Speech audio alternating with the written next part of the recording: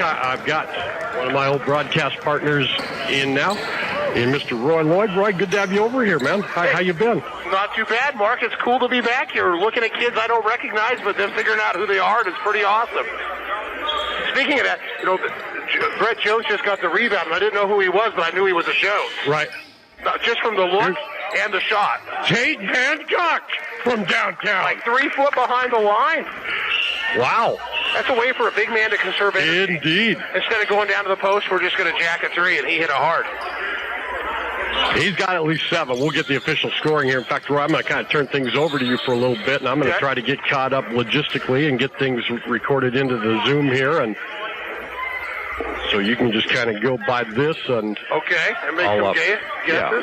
Make some guesses, yeah. All right. That's all we can do. Troy Hill out there in the short sleeve.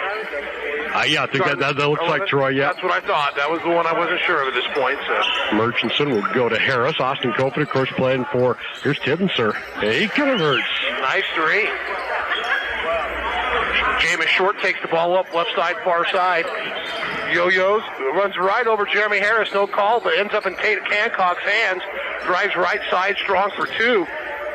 I got to tell you, Hancock's a beast now, Mo. Isn't he? I mean, he was always, 6'6" with that long frame, but he's a much bigger, framed guy than what he was in high school.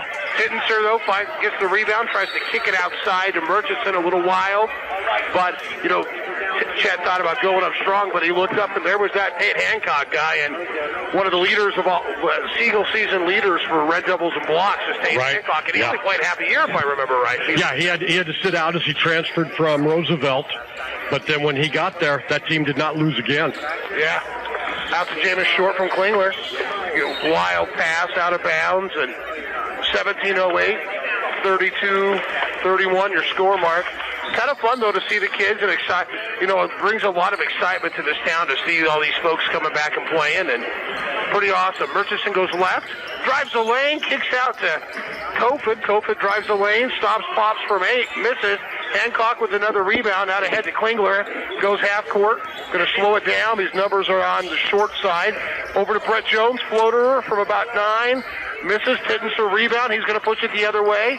Doesn't have numbers, gets around short, drives the lane, goes up and over with a finger roll. Hancock couldn't get it. 2 for Tittenser, 34. Murchison, 31 short. Hill out right side, Yo-Yo. Up top to Short, kind of surprised. Going to set up their offense. Of course, there really is no offense because these guys haven't played together in years. Shuffles it over to Brett Jones, misses it, rebound Murchison. Murchison will take the ball up ahead court. Passes the half-court line. Oh, leads. A nice, beautiful pass to Jeremy Harris for 2. Stretching that lead out. This game's been kind of a game of streaks. You saw Murchison get ahead, and Brett Jones is going to call a timeout, so we'll take one, too. We'll let everyone get combobulated, so we'll be back after this timeout. Computer, 625 Front Street, Crossville, Castle Rock, Chevrolet. Visit us online at coachingcomputers.com. Storm Networks offers great value wireless plans. Come today and take a look at our unlimited nationwide phone plans, giving you the convenience and peace of mind of Get going! overages for just $69.99 per month. And 2 lines for $39.99 each. We can more with the other guys. Visit your store store Best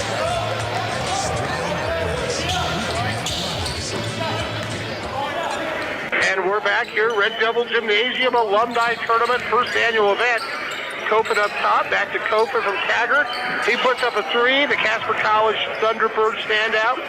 Rims it in and out, rebound to Big Tate Hancock, throws it over to Brett Jones. Jones over to Jameis Short, who will bring the ball across, and we're pretty dreadfully close to a 10-second call there. You can tell this is an alumni game. Left side, dribble, nothing, up top to Brett Jones, fakes past Kofod, back to Jameis Short, hit from Tate Hancock, swatted by Derek Stonebreaker, and it's going to be a travel as the ball ended up in Stephen Taggart's hands, so it will stay short ball. Score 33 for Short and 36 for Murchison.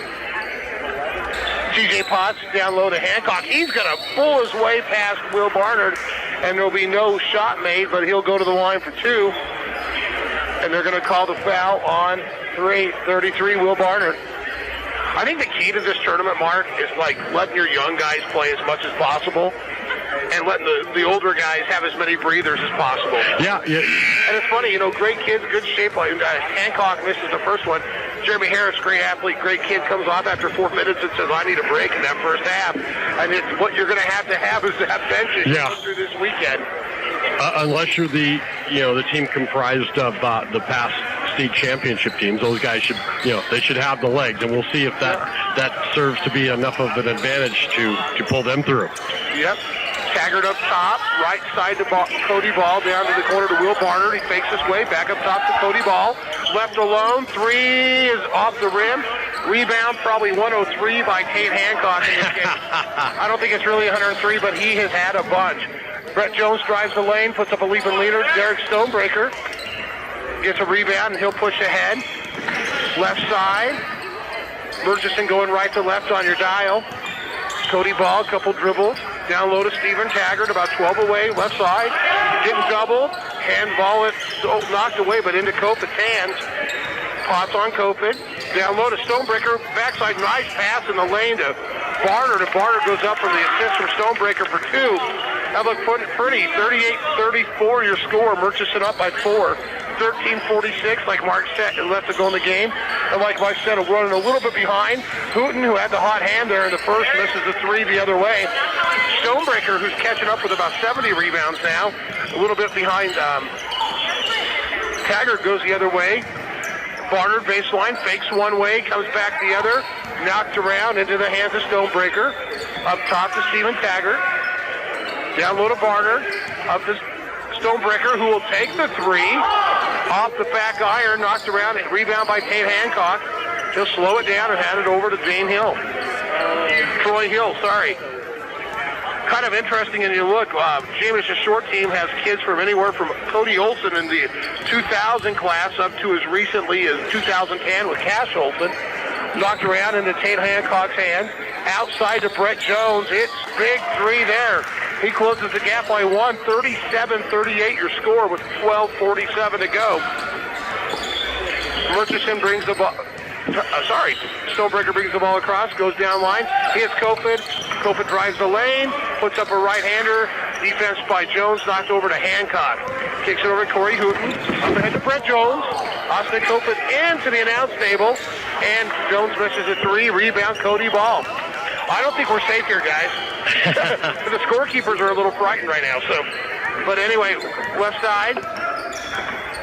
I'm going to have to run home and grab those other headphones. I got it, but... Kopit, spin, leap leaner, knocked around, volleyball, then into the hand of who we think is Troy Hill. Corey Hooten. And we apologize if we get anyone's name wrong. Most of the guys don't have jerseys or numbers, so it is kind of a guess game. Lob down to Hancock from Hill. Nice lead pass, but he was fouled before the shot, but he'll go to the line. And he'll shoot a couple with 11:50 to go. Murchison 38, Short 37. Talked a little bit about Short's team and the variation in classes. A little bit closer there for Kurtis Murchison's team. Got a couple 03 guys, an 05 guy. A lot of 03 guys, some 04s and 08s, and Will Barnard and Kopit. Yeah, Barnard and Kopit wanted to get their own team, but there just were not enough available. And so I put on that Facebook page, hey, somebody ought to pick these guys up, and it didn't take long for somebody to do just that. Well, and, kind of like we were talking on the page, and drive by Troy Hill, it's up a gut. He uses the Windex for two and makes this a 39-38 lead, and Short's team takes the lead for the first time, I think, during the game. Actually, it's gone back and forth a little bit. There were a couple of runs, but yeah, we've had a couple of lead changes that I know of. But yeah, it's been one team was up by 12, the other came back with 10 unanswered, and then actually they got a bucket, and another team got a 3 and took a 1-point lead. So it's gone back and forth a little bit. Yeah. You can tell that some of the excitement, was brought into the gym. J.C. Carroll looks down left side of the gym. I'm excited for the Carroll team. Yeah. Lob into Harris. Turnaround jumper from 6. Off the back iron. Going to be rebounded by Troy Hill. Jeremy Harris tries to sneak in and get a tie-up to keep the ball their way, but they're going to call it a jump instead of a reach, and it will be, let's see what they're calling, Wasey and Clint Chandler from the Referee Association calling this game. But, actually what I'm excited about is I think Carroll's team may have the oldest player on the league in this tournament on their team. And Craig Pace from the 02 class. Pace got signed up with them, huh? Yeah, Pace. I did not know that. Yeah, Pace was a late second edition I saw the other night. And so Craig's probably the closest 40-something, actually 40 in January. So excited to watch my fellow classmate and buddy play. Down the line is Olsen. Over to Hooten. Up top to Jones. Takes a dribble. Kicks it out to Hooten. Left alone. Right corner for three. In and out. Rebound Taggart. Taggart will push it across the half-court line. Cross-court pass to Tittenser. Fakes right. Goes baseline. Puts it up. It's up and good. Hoop in the arm. It looked like Hooten came away and hashed it. Chet Tittenser from the class of 03 showing some skills, and they're going to call it 2, and we're going to play the three-point play the old-fashioned way with 9:56 to go. Murchison back up, 40 short, 39. A couple subs. Brett Jones out. Going to take a breather as Tate Hancock comes back in. Just exciting to see some of these guys back and kind of... Quint Chandler taking control of the game. Kind of glad to see Quint out there. He's a good guy, good ref. We'll tell other stories later. So once saw Quint do a play dressed as an 80-year-old man. So up top, Tittenser gets the three-point play the old-fashioned way. 41-39 Murchison.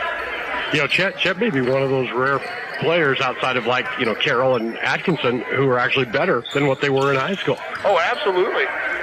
Olsen with a nice head and shoulder fake and then feeds to Hancock and a foul there. Yeah. Oh, Tittenser has been really impressive, and he's actually still super quick. Yeah. Another player like that I think we'll see, as I mentioned, my old classmate Craig Pace. And Craig was always a talented high school guy, but he played behind Ryan Williams and Trent O'Brien and Cody Mortensen. And when we got in older and started playing City League, Craig really became a great ball player. So 9:20. Pretty fair baseball player, too. Well, softball. Yeah, softball, baseball, just a good athlete. Delivers some good chips across town, too. Up top to Hancock. Left alone, drives the lane. Tries to go backdoor pass to Potts, but into the hand of Kofod. Kofod drives, and he's going to get two because Klingler couldn't get his feet set. Now, Nick played in high school, too, right, Klinger? Yeah. Okay. Looks like he was class of 03. Now, a lot of these 02, 03 guys I called not as a Red Devil broadcaster, but when you were in but Cheyenne, as either an Indian or a Reese Monaco junkie, really, since there were multiple schools there, or as a voice of the Tigers. So It's kind of different. Kofod puts it up. It's good. He hadn't hit a free throw, I don't think, in about 4 attempts, but he got that one to go down. But he has hit from everywhere else, including a three that he banked in. Second one is off. And he just finished up his second year at Casper, correct? I believe so, yeah. Yep. And Taggart goes up hard, and he's hammered, and they're going to call a foul on Hancock, and he's asking Clint Chandler about it. And the nice thing about the alumni game, even though we're in a tough game, 42-39, with Murchison up, these guys are all here for a fun reason, to get together, hang out. I think when we get to the championship game, it may get a little chippier, but I think sportsmanship will prevail most of the weekend. Yeah, and that's what it's all about. It's for fun and to raise money for. We were talking booster clubs, and the more I hear, booster clubs, they're helping out, so they should definitely benefit. But this may end up going towards scholarships if we take the recommendation of the activities director and the president of the Evanston Coaches Association. Either way, it's going back to benefit student athletes at Evanston High School. And like you told me, Mark, you guys are kind of starting this Hall of Fame, kind of emulating what Green River's done, what we've done in Green River. And I got to tell you, it's amazing. Every year at the Hall of Fame, in the Green River Football Hall of Fame game, see some of the alumni come back, and down the high school, they got a beautiful Hall of Fame display. And it's pretty cool that Evanston's trying to recreate that. Yeah. Hancock, they've done it well in Green River. Oh, they've done it nice. And there's been a lot of really cool athletes get recognized. And I really love being a Wolf, but the one thing that I think that's different than being a Wolf, and I don't have the history with the Wolves as I do with the Red Devils, but it's the caliber of athletes that are signed up in this tournament that have played college athletics someplace. Right. That's just insane. Yeah. Next game, of course, Wasey Lim, who's out there repping now, his team will take on J.C. Carroll's team, and that will feature the two leading scorers in Red Devil history going head-to-head, Kane Atkinson and, of course, the amazing number 20, J.C. Carroll. And I know Carroll's team came in with numbers because I saw, I think he was probably going to pick up jerseys for his team. That helps us out. Yes, they were pink, so that helps too. So Hancock with a rebound, shuffle it around, out of bounds, but Murchison threw it from the out of bounds. Can't throw an assist from the out of bounds line. Whether you're in an alumni game or an actual collegiate or high school game. But it's kind of fun to see some of these kids, Jeremy Harris, good kids. Holy moly. It's a lot of running, man. And, as we go throughout the weekend, I know Mark's goal and I is to throw some of these guys on the headset. Oh, yeah, you bet. We want to get Ken over here. It's great to call Coach Demeester Ken now. So kind of different, when you're playing to when you're older. Tate Hancock misses the bunny. Haggart with the rebound, but it gets knocked around and into the hands of Brett Jones. That makes it 41-44. Murchison still up 3. Murchison goes right, off his foot, almost taken away by Jameis. Goes left, he's left alone, stops, pops the 3, short. Taggart gets the rebound, he backs it up. Brett Jones on him. Tittenser on the baseline, takes a couple dribbles, nice floater, up for 2. I think you're right, he's tough, Mark. Yeah. His head fake reminded me of a guy that had a great head fake when I played high school ball. One of the best head fakes I thought in high school, Kay Cox. Oh, yeah. Kay Cox had a great stuttered head fake. Brett Jones up top, couple dribbles, goes left side, between the legs, down low, left to go to Tate Hancock, and out of bounds, 6:20. Left to go, 46-41. And I got to tell you, if I was that team, I'd have Tate Hancock in for about 5 minutes and just pound it to him every time. He's going to be pretty tough to stop down low. He is. It was funny listening to Murchison's team at halftime saying, whoever has the weaker shooter, we have to double. Just a little under 6 minutes. Again, it's 20-minute halves is what we're going to try today. Now, if it gets too far behind, we might go to 17-minute halves. Roy Barker said there's no way if you stop the clock for free throws and timeouts and run 20-minute halves that you'll get these games complete in an hour. So it may go to 17 tomorrow. Just 6 games today, and nice long lead pass up ahead for Kofod. He'll bring it inside, bank it up and in. You know what? He just even looks like he's still playing ball. He's kind of got the hair. He's got the flow. Recently married. Of course, he married Coach Deal's daughter, Taylor Deal. There's a 3 for Jones, and he's been doing that most of the afternoon. I remember seeing the oldest of the Jones brothers doing that from the bench. Kojo. We actually called him, believe it or not, Muscles. Behind the sideline. Muscles. Is that right? Yeah, he didn't always like that, but we called him Muscles. We had quite a unique nickname group for our guys. So Brett Jones up top to Jameis Short. Down low to Hancock, drop step. Up and a foul. Yep. The hoop in the arm for Tate Hancock. Nice little drop step. And Murchison kind of just tried to slap at it, and he went in. You just let the guy, if he's got that open when he's that big, go to the hole. So a hoop in the harm opportunity. It's a 2-point differential here with just under 5 minutes remaining. As fun as this is, I'm interested to see when they get down to 2.5 minutes left in a game. And it's this close to see how chippy and how tough and how strategic it will get. Because, it is for fun, but you still want to win. There's absolutely. a pride factor. If you don't think that there's a pride factor in effect, I got something to tell you.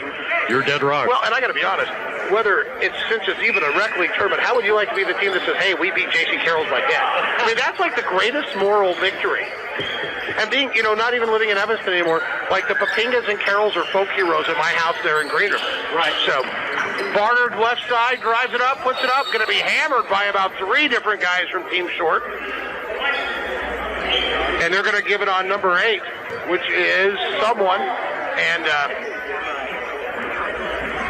it is kind of nice that it's interesting enough that somehow Murchison's team has scored all Northwest jerseys. Yeah, I noticed that too. Off the back iron by Will Barnard.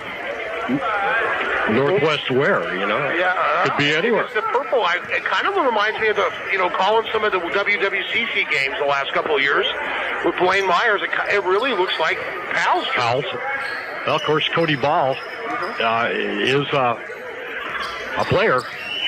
He played there? He's a coach there. Okay, Tyler Chandler is the Red Devil who's going to play there. Yep. There's a rattling 3. I think we decided that was Hill earlier. Okay. Up ahead, Cody Ball, deep 3. Kofa got a hand on that, but I Identical score of 49 with 4 minutes to go, Mark. We're going to have a barn burner 49-49. How about that? Dribble drive, stopping, popping is Hill. That won't go. We have an official's whistle. White push. They're going to call it on Tate Hancock. And I have to tell you, this is kind of an interesting team. You know, we talked to you on the. It's been kind of fun watching everybody kind of talk a little bit on Facebook. And you know, this was your dark horse sleeper team, was Murchison. Yeah. Because of the bench players they brought in. When they got Kilpit and Barnard. There's 3. Kilpit got to be at least 50% from downtown. And I don't even think Jameis Short drives back and gets 2 back. And really, Kilpit's driven to the hole more than he set out there and shot the 3. Yeah. 51-52.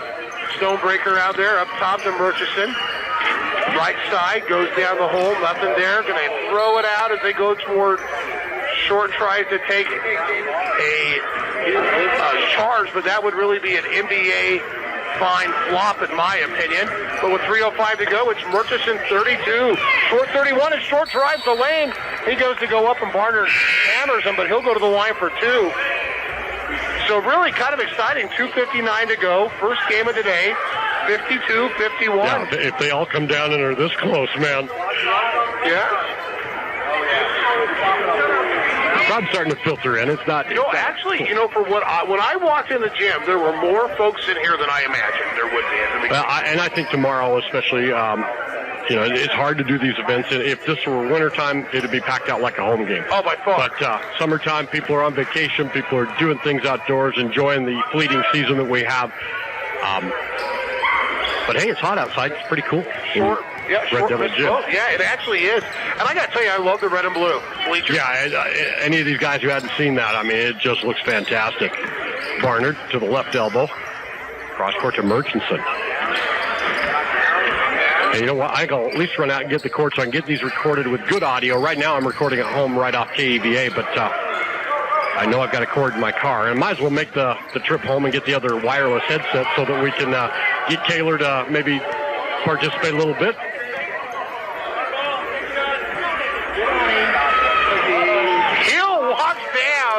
Slowly, they were talking about taking a timeout, never got called and hit the 3 mark, giving Short a 54-52 lead with 2 and change to go. Deep corner with ball, up top to Murchison, he drives, kicks it out to Kilpit, all alone, off the back, rebound, shuffle around, 2:01 to go, it's going to be a jump ball, and it will be possession Murchison.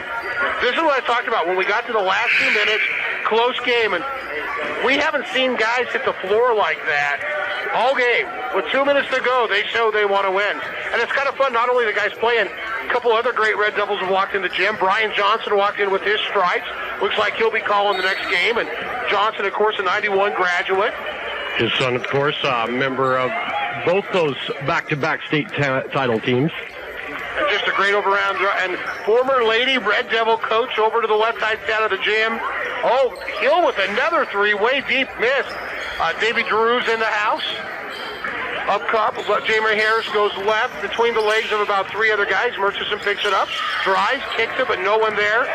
Short gets it. He's on a break all alone. He's got to compete with Harris, and Harris hits him with the body, but Harris, the Short still knocks it down, and he's going to go for a 3-point play the old-fashioned way. 56-52 with a chance for Short to go up by 5 with 1:30 to go. Looks like we might have a timeout here. So, $1.50 or $1.50. 1 minute, 30 seconds remaining. A 4-point differential. Roy, I'll let you bring it back. We'll take a timeout. Back after this. Yippee-yi-ki-yay, good grub is on its way. The Evanston Rotary Club proudly invites you and yours to the annual Chuck Wagon Dutch Oven Dinner, featuring the original Evanston Chuck Wagon recipe. Thursday, July 4th at Hamblin Park. Served up smoking hot off the fire starting at 4 p.m. and served up till it's all gone. Adults are $10, kids 10 and under are 8, and children under 5 eat for free. Hope to feed you there.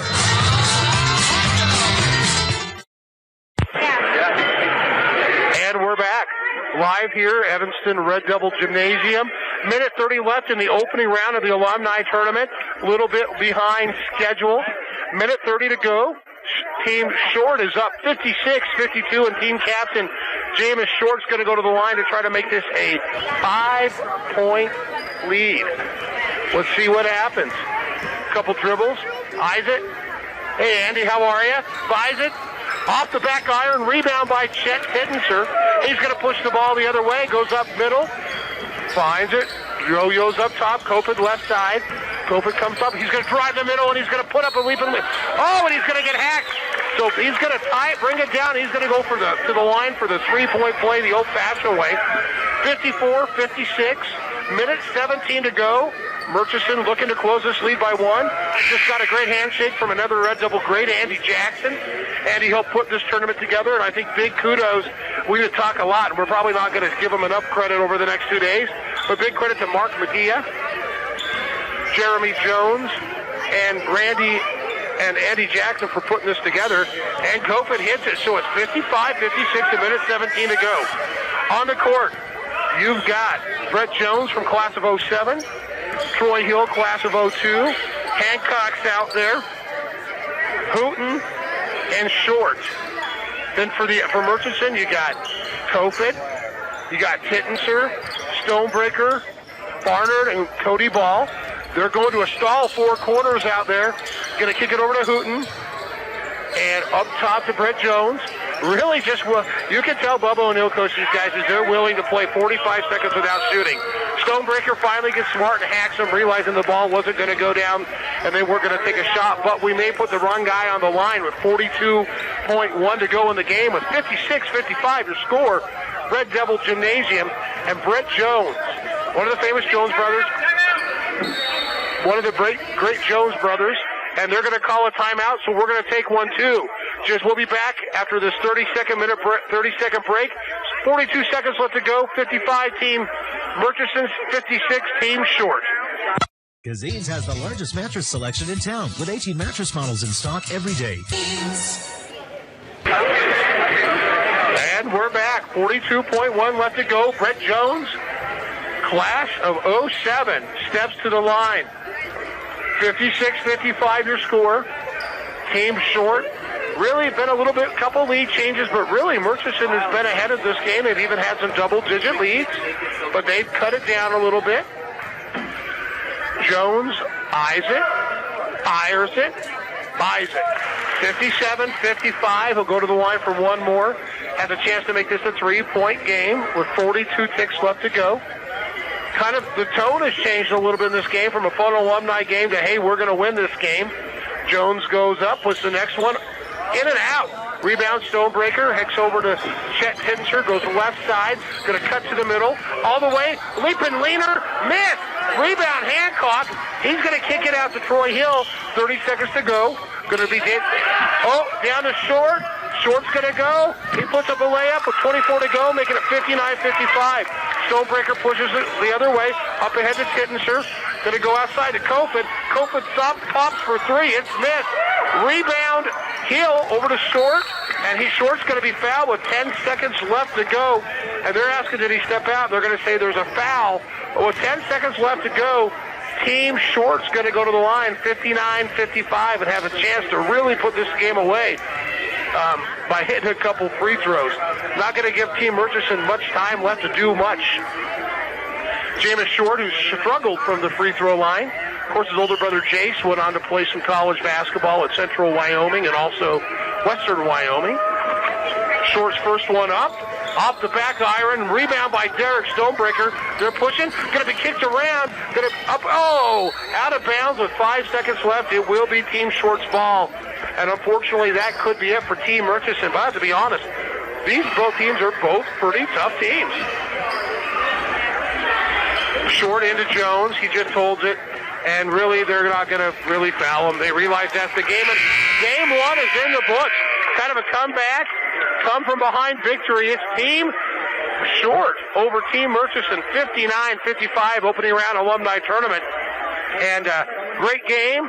First great game. Clint, did you enjoy calling the first game? Clint has no comment, so you know there's just nothing there. So we're going to take a break, come back, talk about that last game, then talk about the next one. You're listening to KEVA Radio and the Evanston Alumni Basketball Game. Are you in need of a professionally built sign for your business?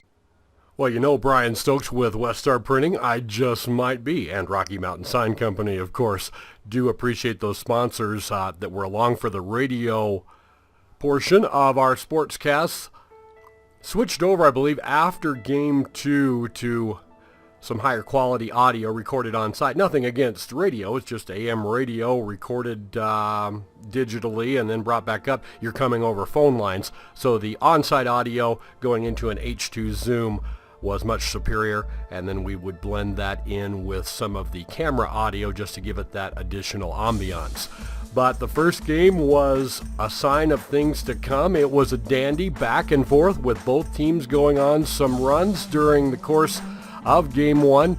Team Short would win and then fall and not make the playoffs, as they would fall to Team Wacy 64-71 and fall in defeat to the eventual champions, Team Jones, 58-63. A very close one there, one of the closest games. And so that's indicative of what kind of competitiveness we had during the inaugural EHS Alumni Basketball Tournament.